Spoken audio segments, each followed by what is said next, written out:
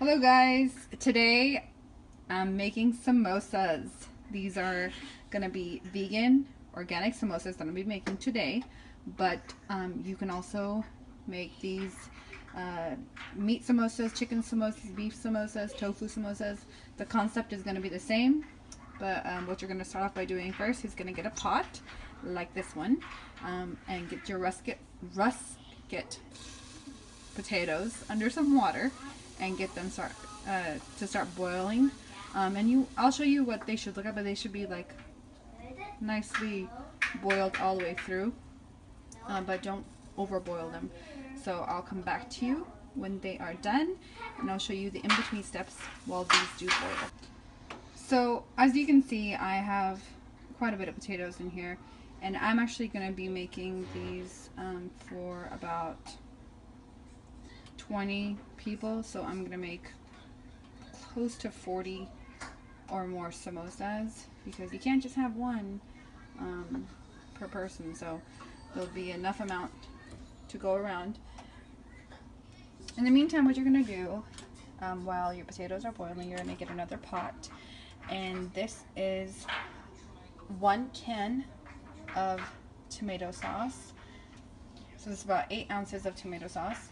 If you don't have tomato sauce, then you can just go ahead and use 4 tomatoes.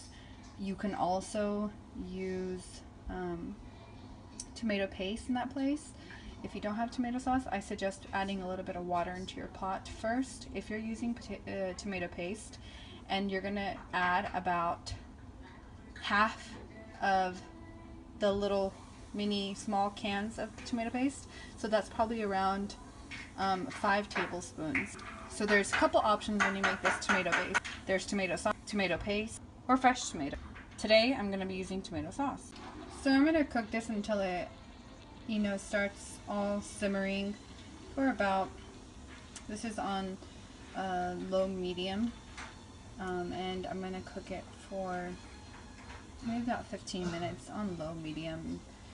If your temperature is, or your gas range or electrical is quick, meaning that it works faster and heats up things quicker, just put it on low and just let it go on its own. You just want to kind of cook the sauce all the way through, evaporate all the water that's in there, and then I'll show you what other steps we're going to take.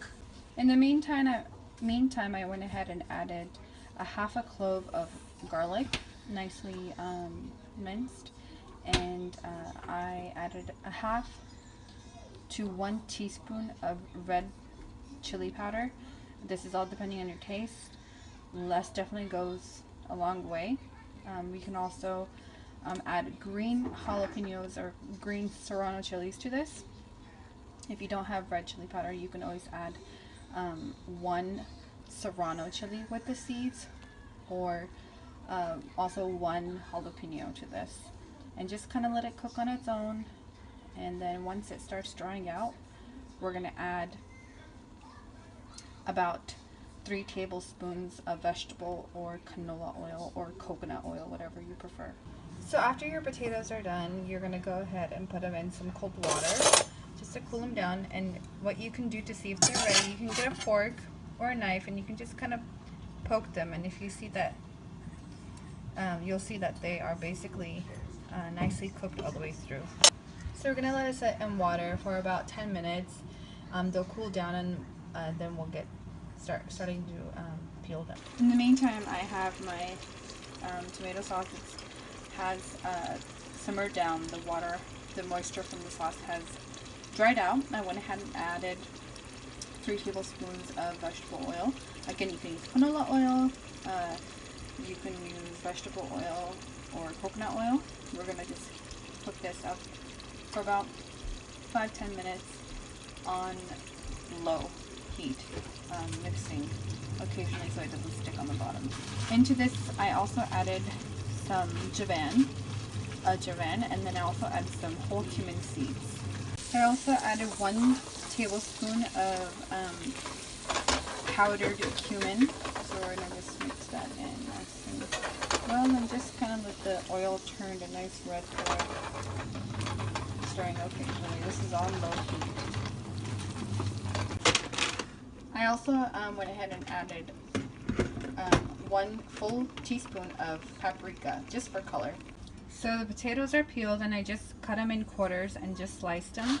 You can see that they're about this size. That's perfect. Into our tomato mixture, tomato sauce, paste, whatever is in that mixture, I went ahead and added a half of 11-ounce sweet corn, 1 can of the garbanzo beans, and 1 cup of green peas. These peas were frozen, and I put them in some warm water just to kind of defrost them. And now I'm gonna put this on medium, and I'm gonna cook this all the way through.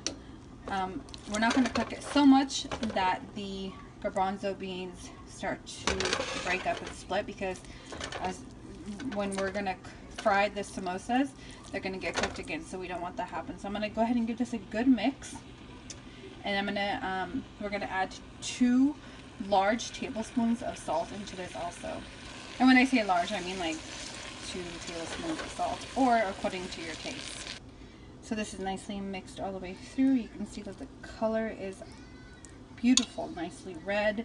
I'm gonna add just half a cup of water to this, just so it cooks a little bit and it doesn't burn, because there's not moisture in here at all. Now I go ahead and add the water and give it a mix. I put it on medium. I'm going to cook it for about 5-10 minutes, and then we'll come back to it when I show you what it looks like.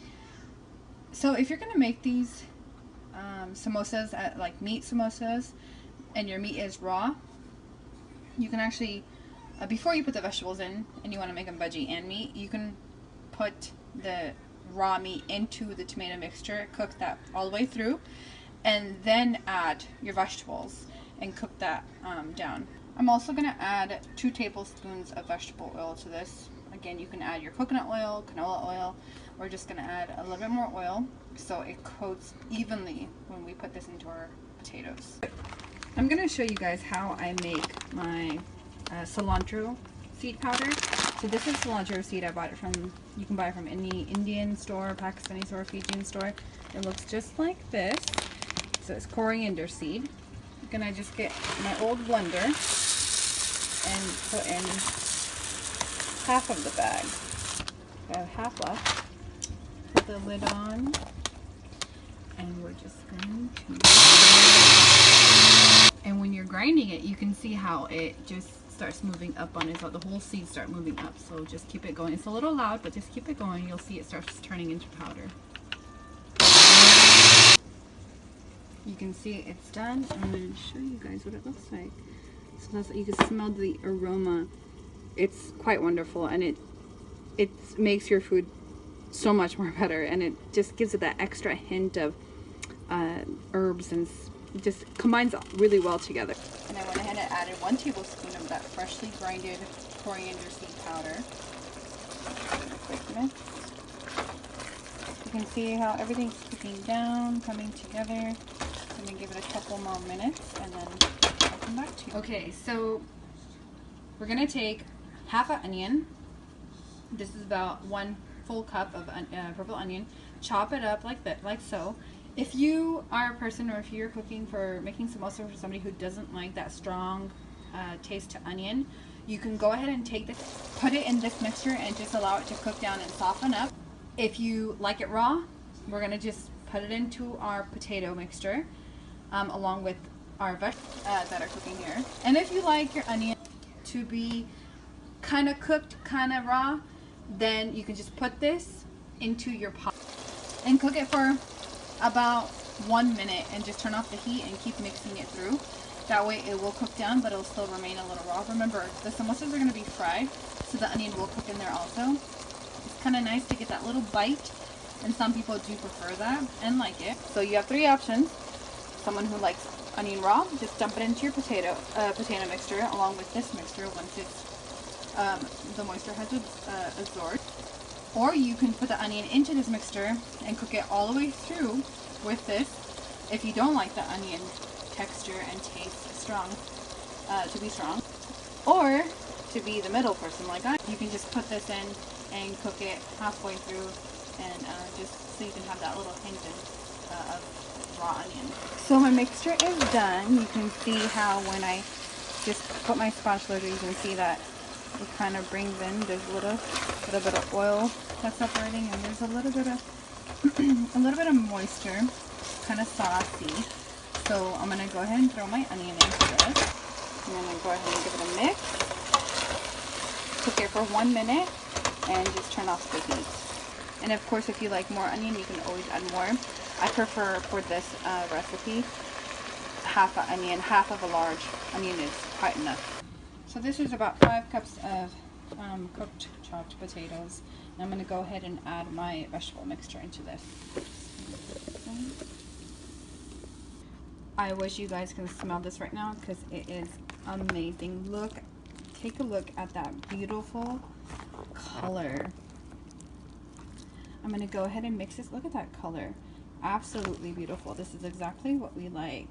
I'm going to go ahead and give this a good mix, and I'll show you guys what it looks like.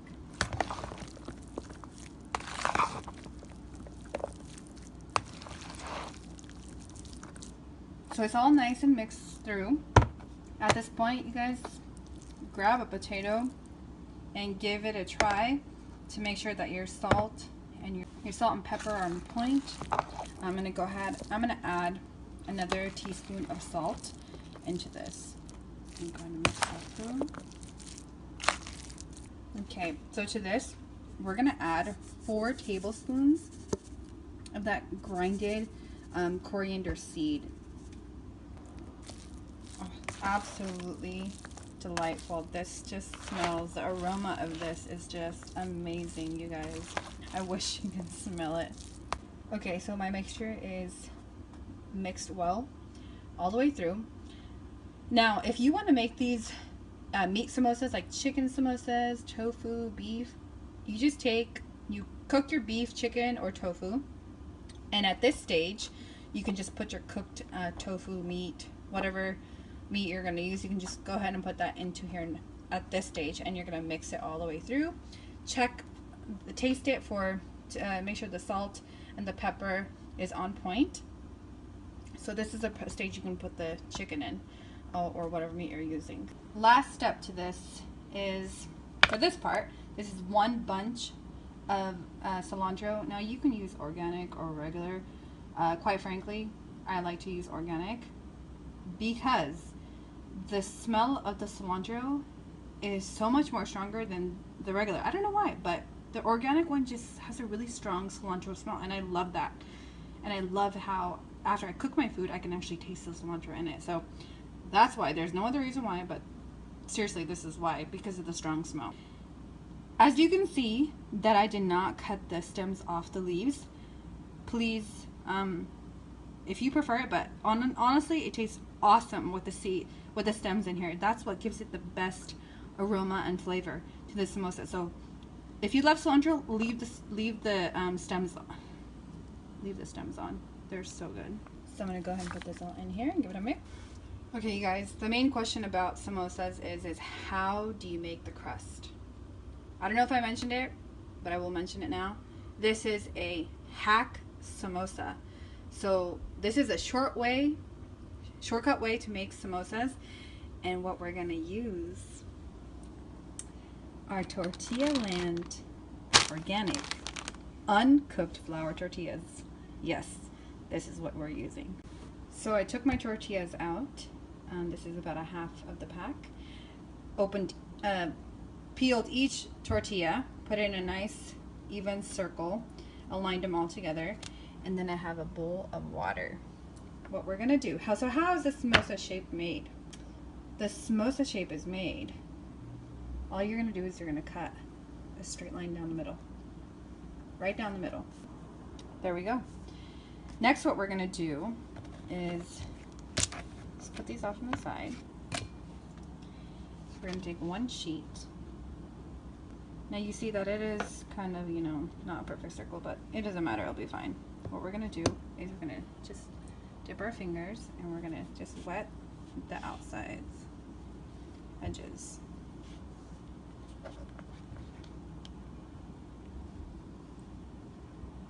You can use a brush for this, or you can just use your wash clean fingers. So you're just gonna wet the outside edges all the way around. And next, what you're gonna do is, I'm gonna try to do this one hand, but I'll just show you the concept.